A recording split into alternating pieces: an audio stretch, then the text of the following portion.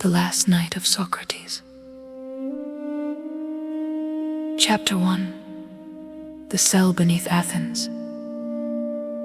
Night slowly descended upon Athens. The marble temples of the city glowed softly beneath fading lantern light, while cool winds moved through the narrow stone streets below the Acropolis.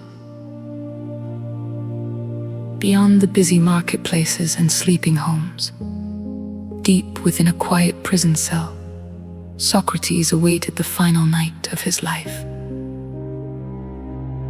The old philosopher sat peacefully upon a simple wooden bench beside a dim oil lamp. Shadows flickered gently across the stone walls surrounding him. Outside the small window above his head, the stars shimmered silently over Athens. Though condemned to death by the city he had served his entire life, Socrates showed neither anger nor fear. His face remained calm beneath the silver strands of age.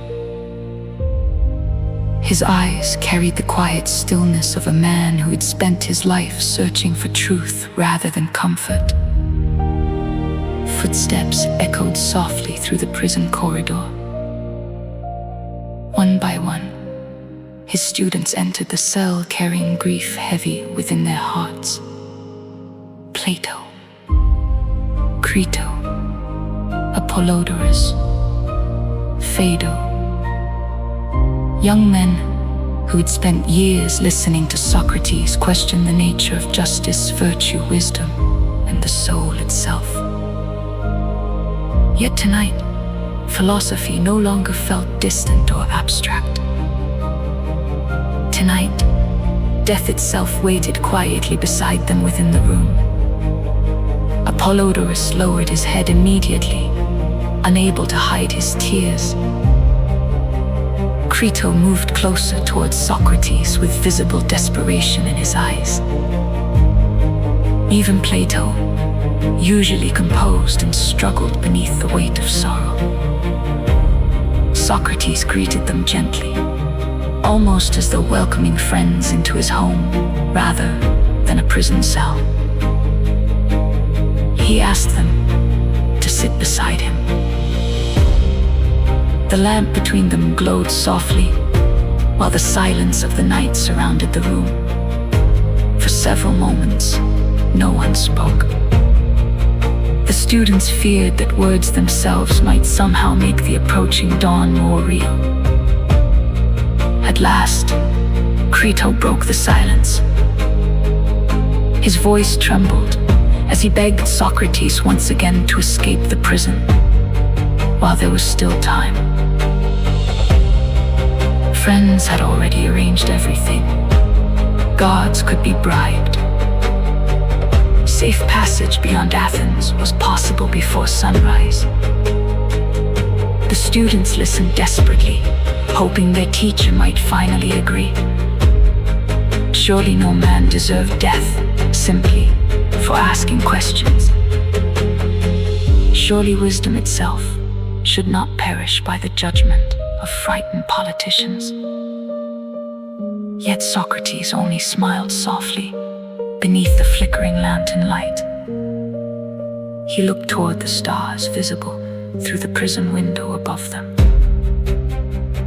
Then quietly, he spoke. A man who spends his life teaching justice cannot abandon justice when fear finally arrives beside him. To flee now would betray everything he had spent his life trying to understand. Silence returned to the room. Outside, Athens slept peacefully beneath the heavens. But within the prison cell, the final philosophical conversation of Socrates had begun beneath the stars.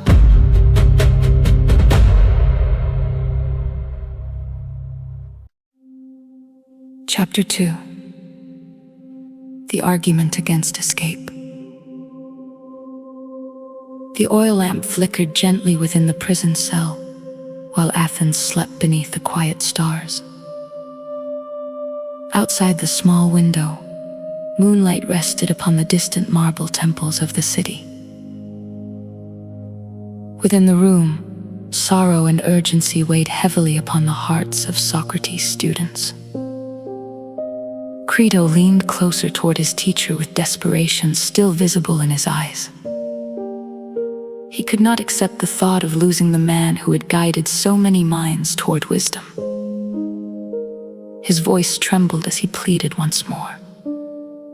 He told Socrates that remaining in prison served no purpose. Athens had judged unjustly.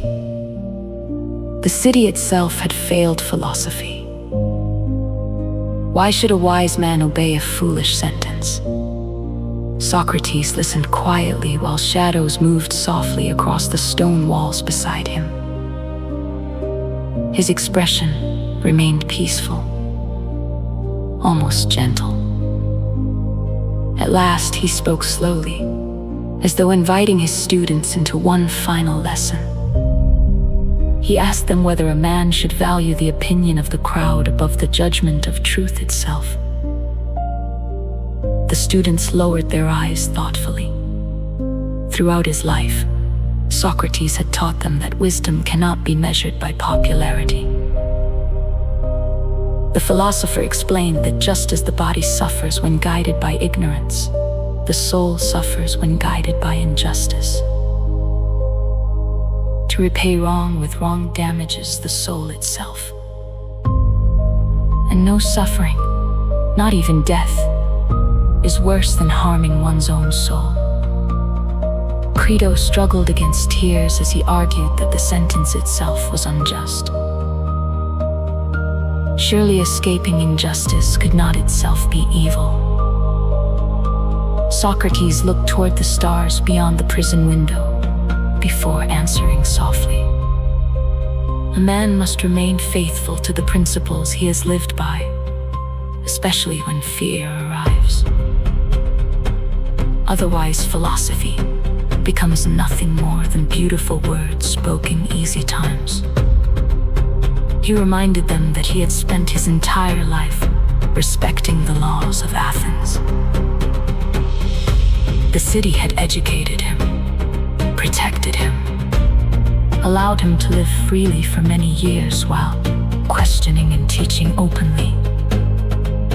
If he fled now, simply because the laws no longer favored him, he would betray the very order that had shaped his life. Justice cannot exist only when convenient. Integrity demands consistency, even in suffering. Silence filled the room once more. The students understood his reasoning, yet their hearts still resisted accepting it. Outside, cool night winds moved through Athens while distant dogs barked softly somewhere beyond the sleeping streets. The city remained unaware that within a quiet prison cell, one of the greatest minds in history was calmly preparing to meet death. Socrates rested his hand gently upon Crito's shoulder. His voice softened further. Fear belongs to the body, but philosophy prepares the soul to face even death without surrendering virtue. Beneath the stars above Athens, the night continued quietly, while wisdom and grief sat together beside the fading lamp.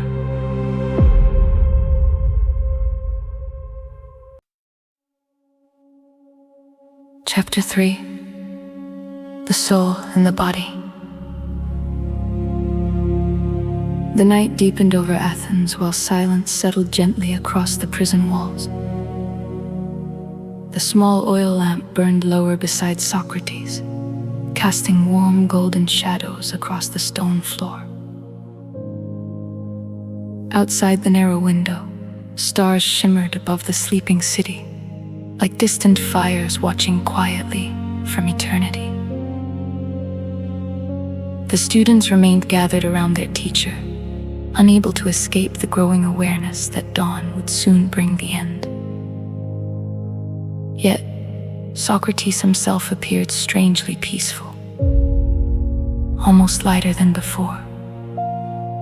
Phaedo finally spoke softly into the silence.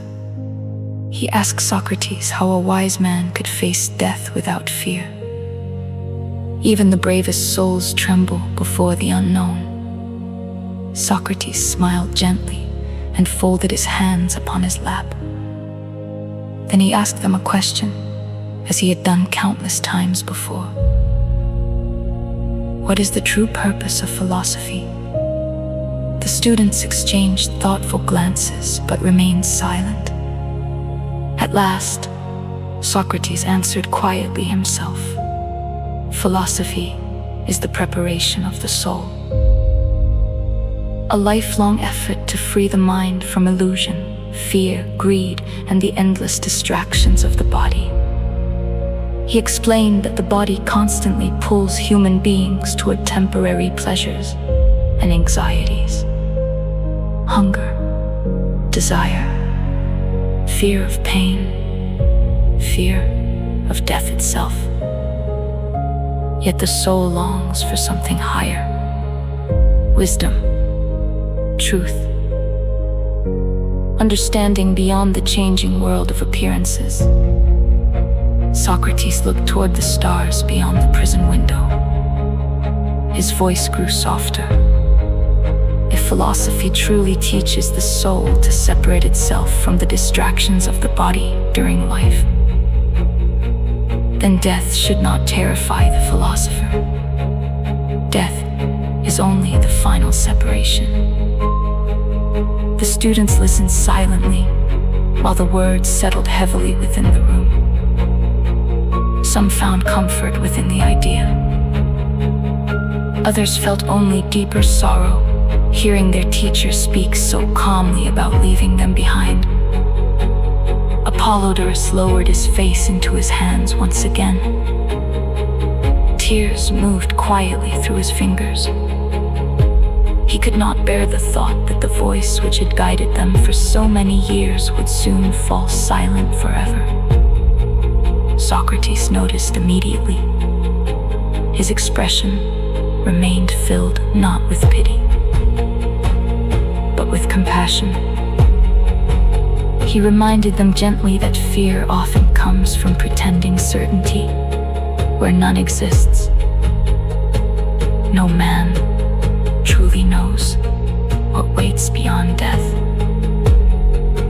It may be peaceful sleep, or perhaps the soul journeys onward toward greater wisdom. But to fear what we do not understand is itself a kind of ignorance. Silence returned once more to the prison cell. The lamp flame flickered softly between teacher and students. Outside, the stars continued shining above Athens with eternal calm.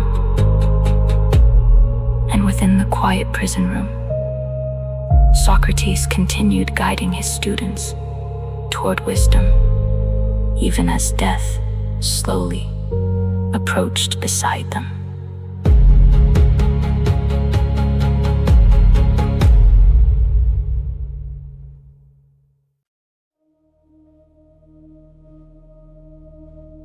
Chapter 4. The Memory of Athens. Midnight slowly approached while Athens rested, beneath the quiet glow of the stars. Within the prison cell, the oil lamp flickered weaker now, casting long shadows across the ancient stone walls.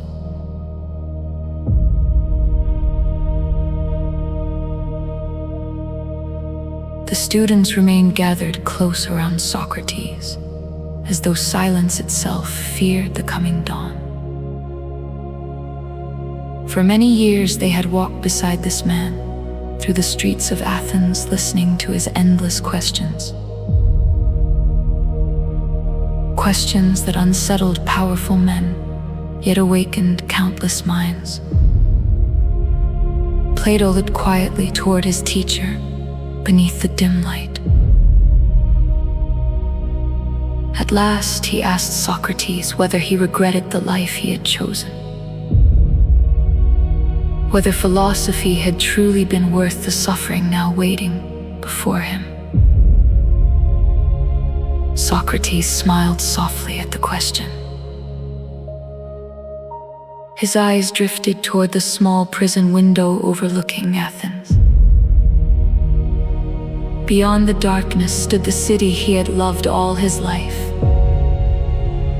He spoke quietly of the marketplaces where he had questioned merchants, politicians, poets, and soldiers beneath the hot Mediterranean sun. He remembered long conversations beneath olive trees.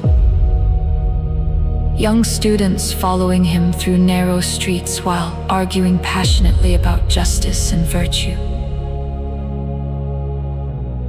Laughter shared beside public fountains late into warm evenings.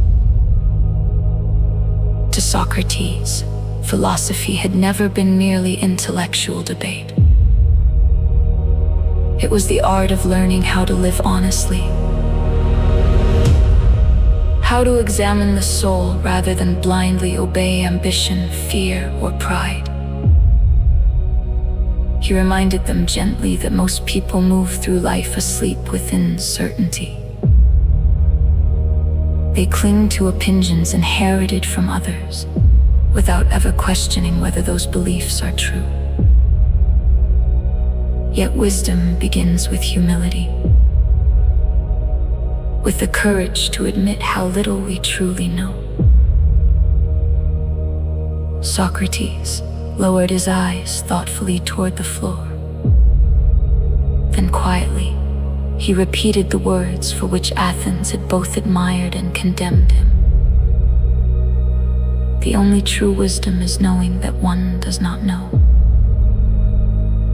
Silence filled the room once more. The students had heard those words many times before. Yet tonight they carried a different weight. Crito looked toward the aging philosopher with tears shining in his eyes. He realized that Athens might soon silence the voice of Socrates. But the questions he awakened would survive far beyond the prison walls. Outside, cool winds moved softly through the sleeping city.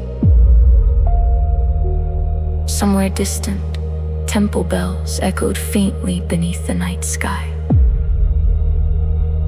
Athens remained unaware that one of its greatest souls was spending his final hours, remembering the city with love rather than bitterness.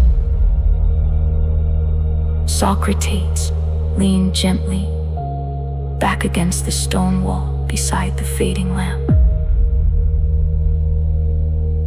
Though death waited, only hours away, peace remained within him. For he believed that a life devoted to truth can never truly be destroyed. Beneath the stars above Athens, memory, philosophy, and mortality sat together,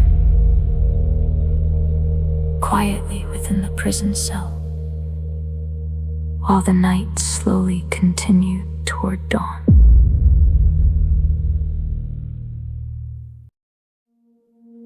Chapter 5.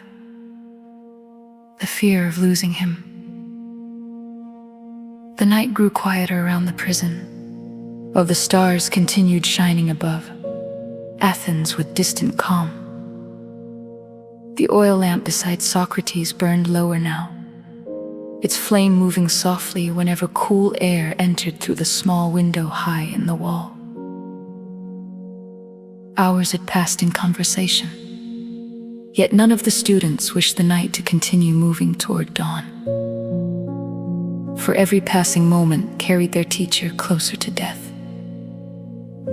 And despite all the philosophy spoken within the room, grief still weighed heavily upon their hearts. Apollodorus suddenly stood and turned away from the others, unable to contain his sorrow any longer. Tears filled his eyes as his voice trembled through the silence. He confessed that he did not fear death itself nearly as much as losing Socrates. Who would guide them now? Who would challenge their thinking? Who would continue teaching Athens to question itself? The room fell silent after his words. Even Plato lowered his gaze toward the floor. Beneath their admiration for philosophy lived something deeply human. Love for the man before them. Socrates looked upon his students with great tenderness. Though he often challenged them harshly in debate, he cared for them deeply. They were not merely listeners to his ideas. They were companions in the search for wisdom. He spoke softly into the silence. If philosophy depends upon one man alone, then it was never philosophy at all. Truth does not belong to any teacher. It belongs to the soul willing to seek it honestly. He reminded them that wisdom cannot simply be inherited like wealth or power. Each person must continue questioning life personally. Each soul must examine itself courageously. That journey does not end because one voice falls silent. Plato finally lifted his eyes towards Socrates. His voice carried quiet pain as he asked whether future generations would understand what Athens was losing. Socrates smiled faintly beneath the fading lamp. Then he answered gently. Cities often fear those who force them to confront uncomfortable truths. Yet truth survives longer than fear. Long after politicians and accusations disappear, honest questions remain alive within human hearts. Outside the prison walls, Athens slept peacefully beneath the stars, unaware that history itself was quietly unfolding within the small stone room. Somewhere distant, the first cold winds before dawn began moving through the empty streets. Time continued forward without pause. Yet, within the prison cell, the students slowly began understanding that Socrates' final lesson was no longer about philosophy alone. It was about how to face mortality without betraying one's soul. And beneath the fading stars above, Athens, grief, and wisdom continued sitting together quietly beside the dying flame of the lamp.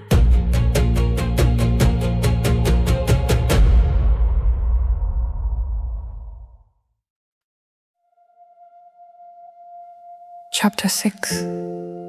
Before the dawn. The hours before dawn settled quietly over Athens, while cold winds moved through the sleeping streets beneath the fading stars. Within the prison cell, the small oil lamp now burned weakly beside Socrates and his students.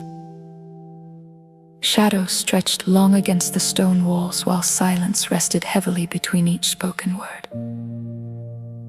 Though none wished to admit it openly, they all understood the night was slowly coming to its end. Soon the jailer would arrive carrying the cup of hemlock. Socrates, however, remained peaceful. He spoke calmly with his students, as though sharing another evening discussion beneath the olive trees of Athens. Fear seemed unable to reach him. Phaedo finally asked the question, resting silently within all their hearts. How could Socrates remain so calm while standing so close to death? The old philosopher looked gently toward the young men gathered around him. Then softly, he asked whether death itself is truly evil, or whether people simply fear what they do not understand.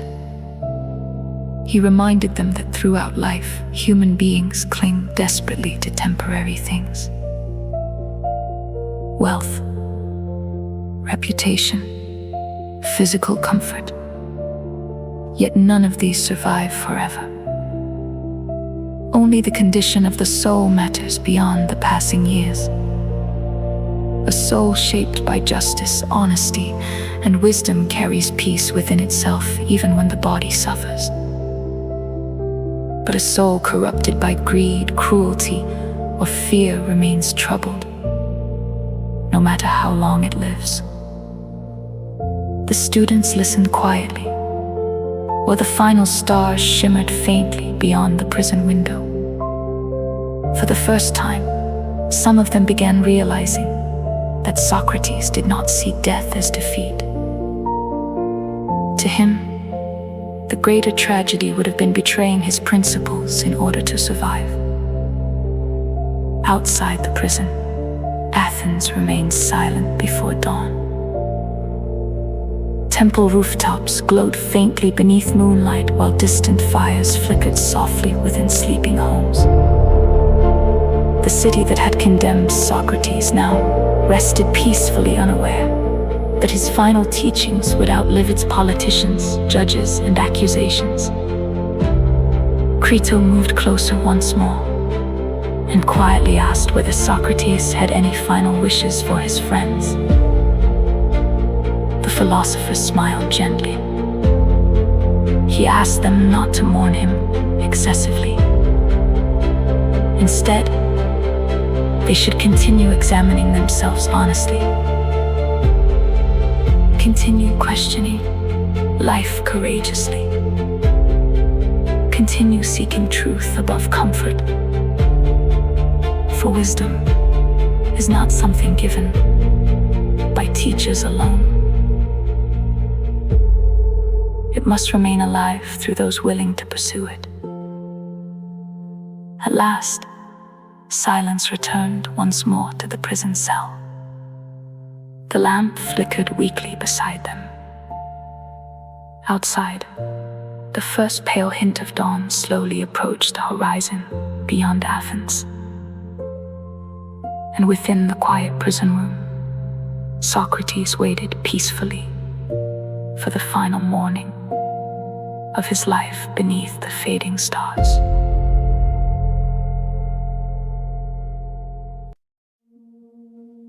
Chapter 7.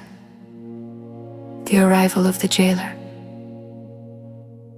Dawn slowly approached beyond the walls of Athens, while the final stars faded quietly above the sleeping city. Pale blue light began touching the marble rooftops outside the prison. Within the small stone cell, silence rested heavily among Socrates and his students. The night that had once seemed endless was now slipping away. Soon there would be no more conversations, no more questions, no more evenings listening to Socrates speak beneath the skies of Athens. Yet the philosopher himself remained peaceful beside the fading lamp.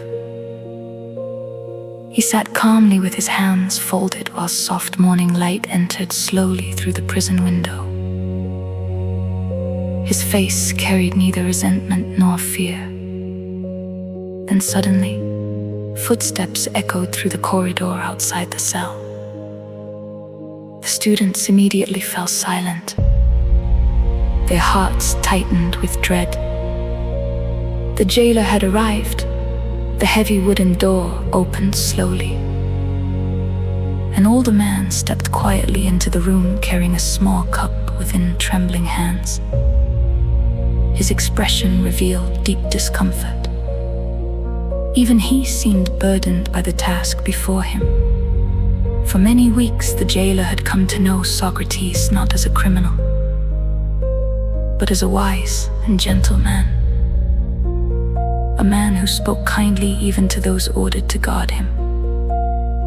The jailer lowered his eyes respectfully before speaking.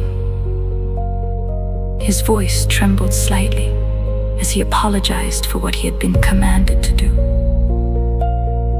He explained softly that once Socrates drank the hemlock, he must continue walking until his legs grew heavy.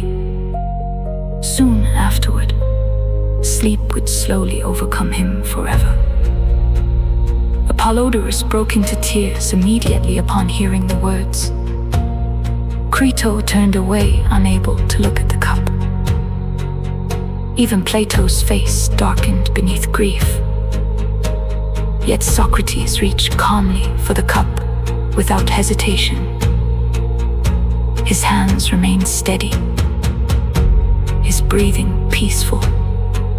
Before drinking, he looked gently toward his students one final time. He reminded them softly that philosophy teaches human beings not merely how to think, but how to live honorably even in the presence of death. Fear cannot destroy a soul devoted to truth. Tears moved quietly through the room, while dawn light slowly brightened the prison walls. Outside, Athens was beginning to awaken to another ordinary morning. Merchants would soon open their shops. Citizens would gather in the marketplace.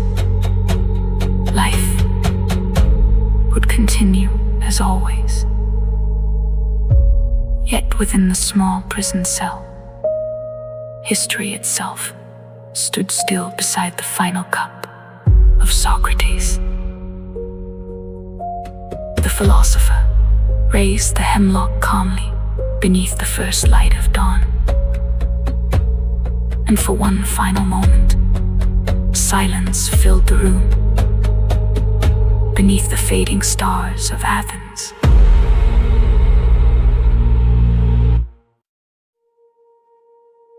Chapter 8.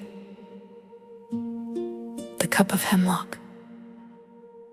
Dawnlight slowly entered the prison cell, where the city of Athens awakened beyond the stone walls. The stars above the Acropolis faded gently into pale morning skies. Within the quiet room, however, time itself seemed suspended. Socrates still held the cup of hemlock calmly within his hands.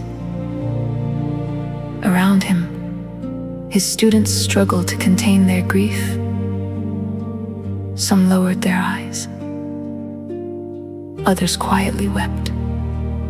Yet the philosopher remained composed. His face carried the same peaceful expression his students had seen countless times during long discussions beneath the olive trees of Athens. Only now, the conversation stood beside mortality itself. Socrates looked gently toward the jailer and asked calmly whether he should first pour a small offering from the cup to the gods. The jailer shook his head softly. The poison had been measured carefully. There was only enough for the sentence itself. Socrates nodded with understanding. Then he raised the cup slowly beneath the pale dawn light. For a brief moment, complete silence filled the prison cell.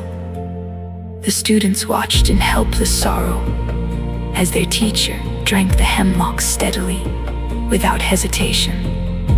No trembling, no resistance, only acceptance.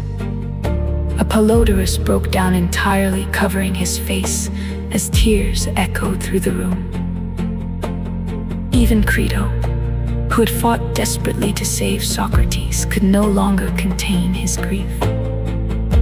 Plato remained silent, though pain was visible within his eyes.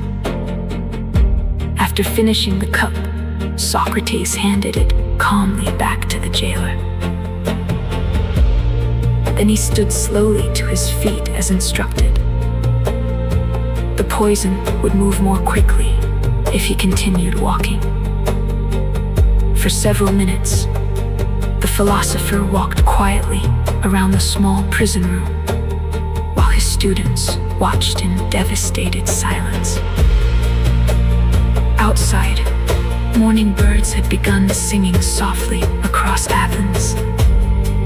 The city itself seemed unaware of the loss unfolding within the prison walls. Socrates continued speaking gently, even now. He reminded his students not to cling too tightly to the body. Wisdom belongs to the soul, and truth survives beyond any single human life. Gradually, Socrates paused. He explained quietly that his legs were beginning to feel heavy. The jailer helped him lie down upon the simple bed within the cell. One by one, the students gathered closer around him.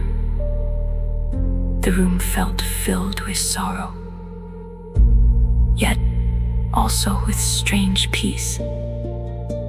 Socrates rested calmly upon the bed, while the numbness slowly rose through his body. Even now, fear never appeared within his eyes. Only stillness, only acceptance. Beneath the brightening skies of Athens, the final moments of Socrates had begun, while the city awakened beyond the prison walls.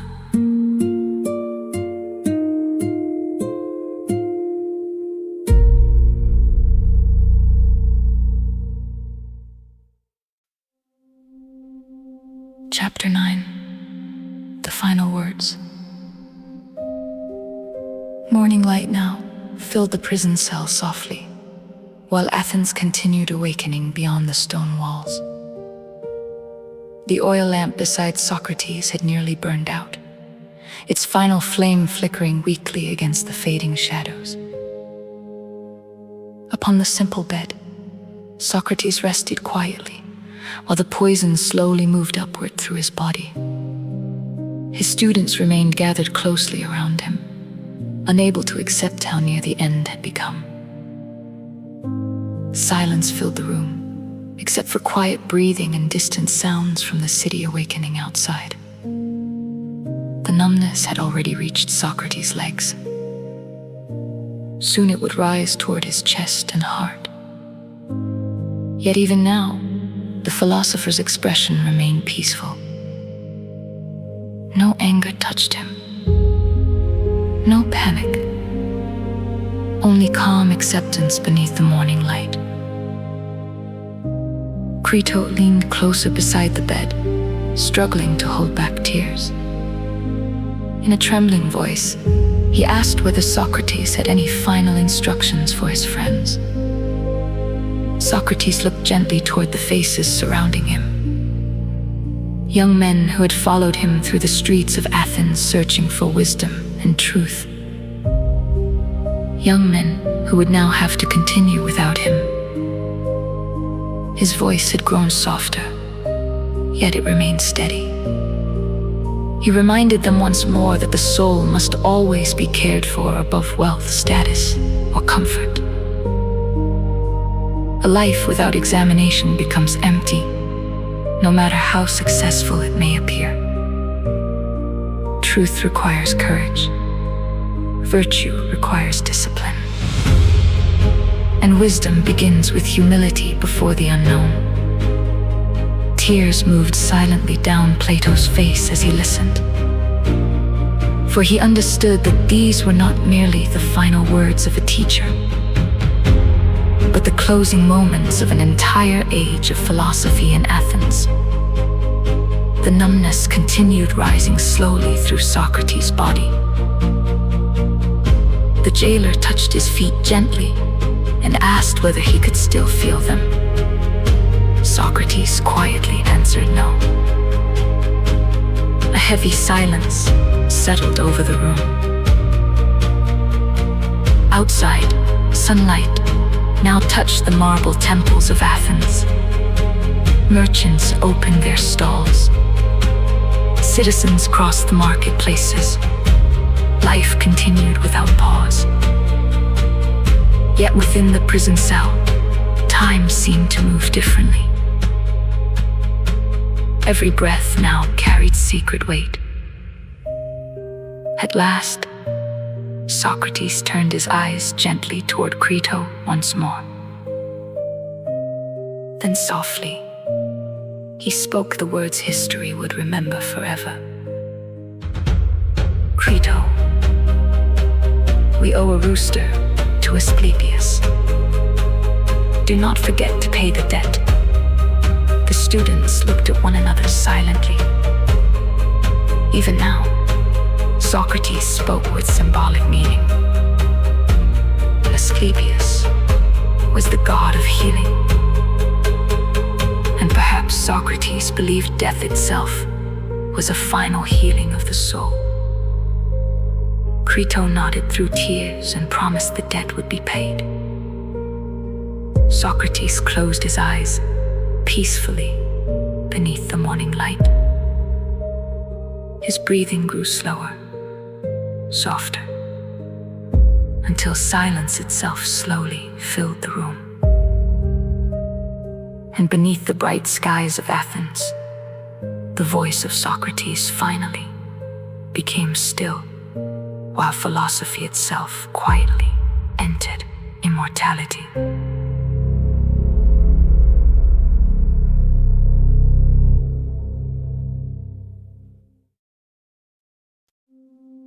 Chapter 10. Beneath the Eternal Questions. Silence settled gently across the prison cell after the final breath of Socrates faded into stillness. Morning sunlight now filled the room completely, touching the stone walls with soft golden light. Outside, Athens continued living as though nothing had changed. Merchants called through crowded marketplaces. Children ran through narrow streets beneath the Acropolis. Temple bells echoed softly through the waking city. Yet within the small prison room, the students felt as though an entire world had quietly ended. No one spoke for several moments. Grief rested heavily within the silence. Crito remained beside the bed, with tears still visible upon his face. Plato lowered his head thoughtfully, already sensing that the memory of this night must never be forgotten. The questions of Socrates could not be allowed to die with him. Though sorrow filled the room, something else remained there as well. Peace. Socrates had faced death exactly as he had taught others to face life. With honesty, with courage, without betraying his principles to escape fear. The students slowly began understanding that their teacher's final lesson had not been spoken only through words. It had been lived before their eyes. Philosophy was not merely debate or intellectual skill. It was the shaping of the soul itself. Plato finally rose and walked quietly toward the small prison window. Above Athens, the stars had disappeared completely beneath the bright morning sky. Yet somehow, The young student felt that Socrates remained present, within every unanswered question still living inside the human mind. What is justice? What is virtue?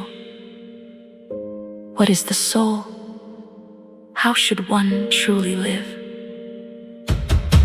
The city had silenced the voice of Socrates, but it could not silence the search for wisdom he awakened within others. Outside the prison walls, sunlight illuminated the marble temples of Athens while olive trees moved gently beneath the morning breeze. The same city that condemned Socrates would one day become remembered because of him. Because one old philosopher chose truth above comfort and integrity above survival. Crito quietly reminded the others that the final debt to Asclepius must still be paid. Even in death, Socrates had remained mindful of duty and meaning. To the very end, his soul had remained awake. One by one, the students slowly left the prison cell carrying grief, memory, and philosophy.